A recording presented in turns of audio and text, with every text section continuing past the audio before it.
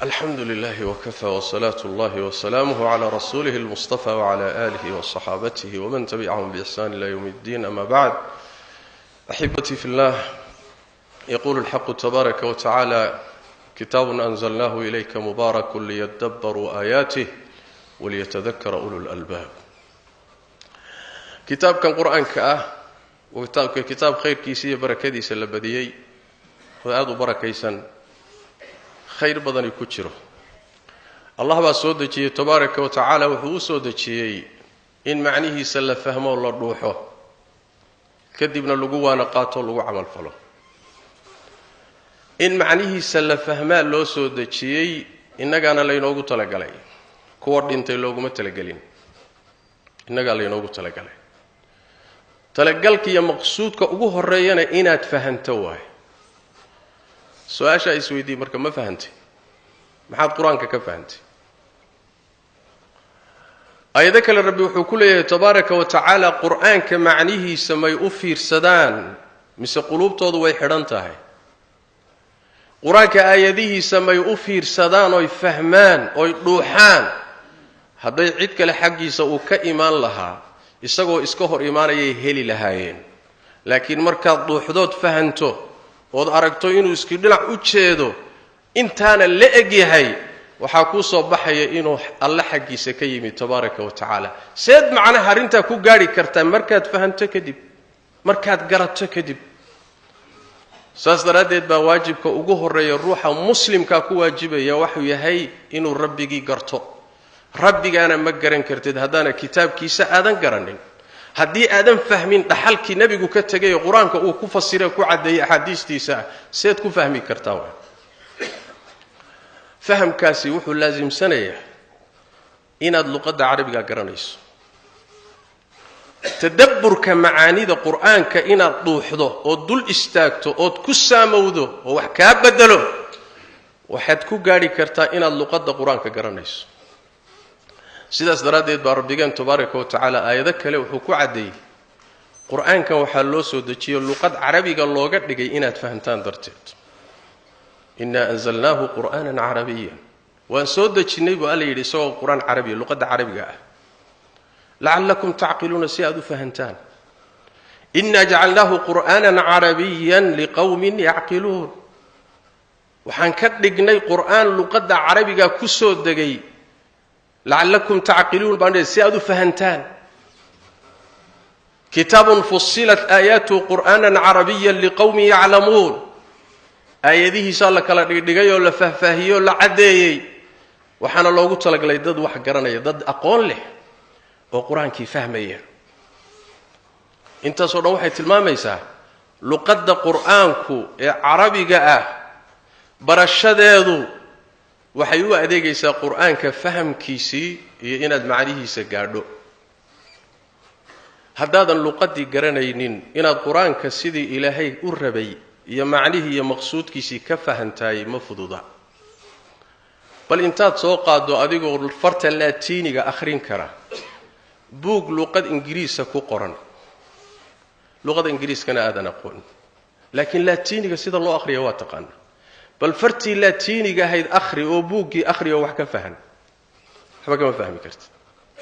laana luqadii baadan waxba ka aqoon luqadii quraanku ku qorna hadaadan garanaynin seebaad macnaha quraanka u gaari kartaa u tadabburi kartaa waa waxaan fududayn wamida uleeyahay sheekhu islaam ibn taymiyyah alayhi rahmatullah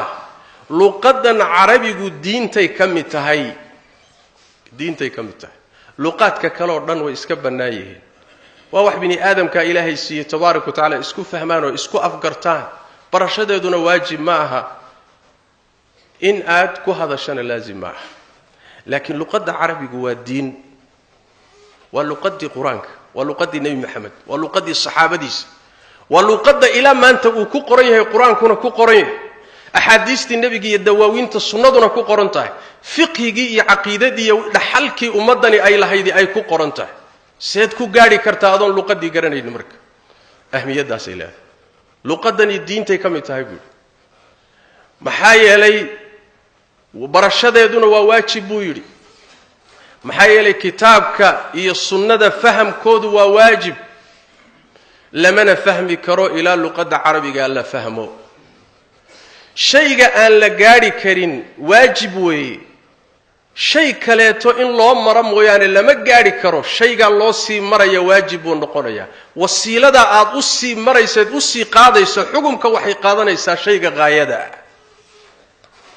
salaadii jumcada aad u soo socotaa inaad lugayso mooyaane masaajidkii ma tagi kartid lugtu waa waajib leanna maxaa ku xidhan salaadii jumcada inaad tukataa ku xidhan inaad baabuur qaadato mooye ma gaari kartid baabuur inaad qaadataay waa waajib leanna wasiilo wuxuu yeeshay waajib maa laa yatimu lwaajib illa bihi fahuwa waajib sidaas daraaddeed qur'aankii fahamkiisii haddaan la gaari karin ilaa luqadan mooye ayadii waajib bay noqon leanna shay waajibaa ku xidhan markaasaa wuxuu yidhi waajibkaasi labuu noqonaya qayb ka mida cid kastoo muslimuu waajib ku yahay waana qaybta uu ku fahmayo waajibaadka asaasiga ah qaybna waxay waajib ku tahay kifaa'i weeye ummadda qaar ka mida in laga helo takhasuska luqadda carabiga in lagu takhasuso yacni wax weeye naxwadeeda sarfigeeda balaaqadeeda adabkeeda in lagu takhasuso waa fardu kifaaya laakiin qadar cid walba laga rabo oo la doonayo inuu waajibaadka ku fahmay intaasi waa waajib cala acyaan cid kasta laga rabaa waxaad isweydaasusaa marka adiga aawe qur-aanka fahamkiisa xaggeed ka joogtaa waa ujeeddada ilaahay u soo dejiye u keenay adaana lagu soo dejiyey luqaddii carabiga inteed joogtaa maxaad ka fahamsantahay dadaal inta leeg badsa ku bixisa waxaa cajiiboo maanta wax lala yaaba ah luqaddii carabiga ahayd ee ahmiyaddaa lahayd ee diintu inagaga xidhnayd ayaa la ihmaaliyey oo la fududaystay bal laga jeesadoon la danaynin beddelkeediina waxaa la gashaday luqado kale luqadda ingiriiska faransiiska talyaaniga ya isbaanishka shiinaha luqado kale la gashay haddaad u fiirsato goobaha u furan barashada luqada carabiga ah dadka imaanaya waa dad yar in yaroo xer ah yaa imaanaya ha yimaadeene waxa loo ogol yahay oo lagu bixinayo adduunya waa wax aad u yar waxba looma ogolaa baynamaa meelaha luqada ingiriiska lagu barto meel laga fadhiista ma leh xoolo kastaana loo ogolyahay wax kastaa lagu bixinayaa ilaa heer waxaynu gaadhnay oo isticmaarka iyo gumaysigu ina gaadhsiiyey raadkaa inaga muuqda iyo inaan luqadaha kale ka hormarino luqadii qur'aanka waxaa keenay isticmaarkaa keenay gumaysigaa keenay intaan caalamulislaami yurub iyo reer galbeedku aynan gumaysanin luqadda cilmigu luqadda carabiga yahay jaamacadaha iyadaa lagu baran jiray cilmiga caafimaadka iyadaa lagu baran jiray cilmiga injineeriyada iyadaa lagu baran jiray cilmiga siyaasadda iyadaa lagu baran jiray ayadaana lagu camalfali jiro suuqa ka shaqaynayso muslimiinta luqad u ahayd maxaa dhacay marka gumaysigii markuu caalamulislaami qabsaday reer yurub ayaa waxay ku fardiyeen oo ku waajibiyeen oo laazim kaga dhigan luqadooda ninkii bartay bay kor u qaadeen shaqooyinkii dawladda waxay ku xidheen luqadooda in la yaqaano luqadii carabiga ahay dadkii yaqaanay bay riixeen oo nolosha ka riixeen markaasaa waxay noqotay in loo tartamay le bini aadamku waa hunguri halkaasuu u dhimane wax in loo tartamo luqadii gumaysiga in la barto waxoogaa lagu raadsado luqadii qur'aankana la fogeeyo oo la fududaysto ilaa heer waxaynu gaadhnay soomaaliya haddaynu nahay qaarkeen kuweenna gumaysigu uu maskaxda ka qabsada ay yidhaahdaan luqadda carabigu waa luqad miskiinoo lagu dawarsado luqadda ingiriiskuna waa luqad lagu faano yaa cajiib qalbi wasakhaysan waaye nin la gumaystay weeye nin maskaxda laga qabsaday weeye nin luqadda carabiga iyo waxay tahay aan fahmaynin wey nolosha noocaasoo kaleeta ilaa maanta aan ku sugannahay sax ma aha luqad kasta haddaad barataay waxaad ku heli karta ii sheeg haddaad waxoogaa risiqa ku hesha xafiis baad kaga shaqaysa shilimo yar baad ku heshay ayib way dhammaatay waad geeriyootay maalmo yar waaye ilaahay baad u tagtay kitaabkiisii maadan fahmin sunnadii maadan fahmin cibaadadii maadan fahmin ilaahay baad hor tagtay maxay anfacday luqa alingiliisiya bilaahi calaykum faransiis muxuu anfacay midda kale weeye yaa ku yidhi luqad baa risiq keenta risiqisoo ilaahay ma qorin oo samaawaadkiiyo dhulkaba intaan la dhisin soo risiqu ma qornayn ma luqad baa keenta allah baa arsaaqda bixiya cidduu doonuu siiyaa siduu doonuu u qaybiyaa fahm aan sax ahayn waay boqolaal bal kumanyaal luqal ingiliisiya soo barto jaamacada uga soo baxay baa jidadka taagtaagan oo qaad cunahay oo khamro cabay oo akhlaaq lahayn oo in arsaaq la siiyo iska dhaafay darbiyada jiif mid aan weligii allihii ABCD aan la barinna cirkaas uu jooga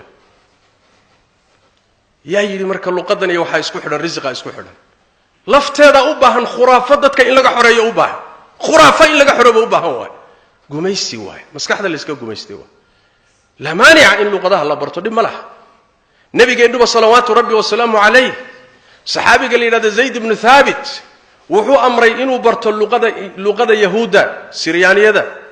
luqada yahuuda inuu barto amray nabigu sallallahu alayhi wasallam sababtu waxa weeye nabiga wafuud baa u iimaanaysa dawladu la muaamaloonaya fariimo iyo dhambaaliyo waraaqo diraya ummadu la muaamaloonaya luqadoodiina ma yaqaano saxaabadiisa qaar yaqaano luqada in la helo waay markuu nabigu amray sallallahu alayhi wasallam waxa ajiib ah Zayd ibn Thabit 16 bari mise 17 bari buu luqada yahuuda ku bartay oo darafka kala uga baxay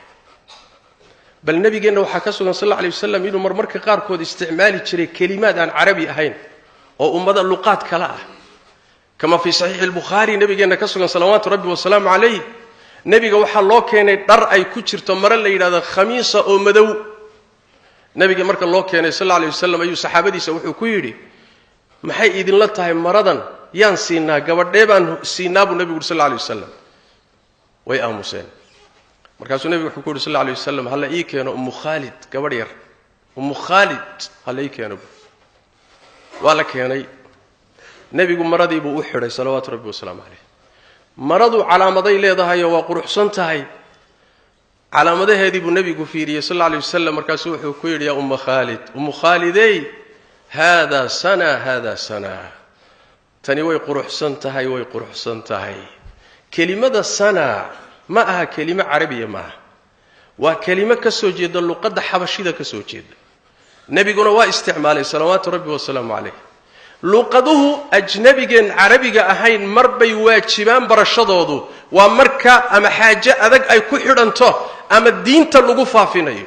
inaad dadka diinta ku gaarsiiso haday wasiilo kale ay noqon weydo barashadeedu waajib uu noqonaya lianno ma la yatimu alwajib illa bi fa huwa wajib laakiin asalkeedu waa iska mubaax waa iska banaan tahay waxaan se sax ahayn marnana aan la aqbali kareynin wadcigeena maanta sida uu yahay oo luqadii carabiga ahayd ee quraanka iyo sunnada iyo diinta intaan fududaysano gacan bidixayno inaan luqadihii kale xoog la saaro oo dawladihii xoojiyaan oo iskuuladooda la xoojiyo oo kii yaqaanay kor loo qaado oo kii carabiga yaqaanay la fududaysto oo la riixo oo aan macno weyn laga soo qaadin waa fikrad gumaysi loona baahayaa ummadda muslimka inay ku baraarugto laga xoroobo diinta barta luqadeedana ku dadaala markaasaad quraanka kariimka sirtiisa gaari kartaan haddii kale suurtagal ma aha sirta quraanka inaad gaaro xataa haddaad ka barato diinta kutubta turjuntay oo luqadaha kale u turjuntay haddaad ka barato sirta quraanka ma gaari karto haddaad luqadiisa garanay bukhari oo ku turjuman english quraankiyo english ku turjuman baad akhriday luqadiisa markaad garanayso sida uu u dhadhamayo sirta aad gaari kartiyo macnaha aad heleeli karto ma heleeli karayso sidaas daraadeed luqada quraanka la nooleeyo luqada carabiga la nooleeyo kor ha loo qaado dhalinyaradu ha ku dadaasho odayaashu ha ku dadaaleen dumarku ha ku dadaaleen wax adag baa inaga xidhan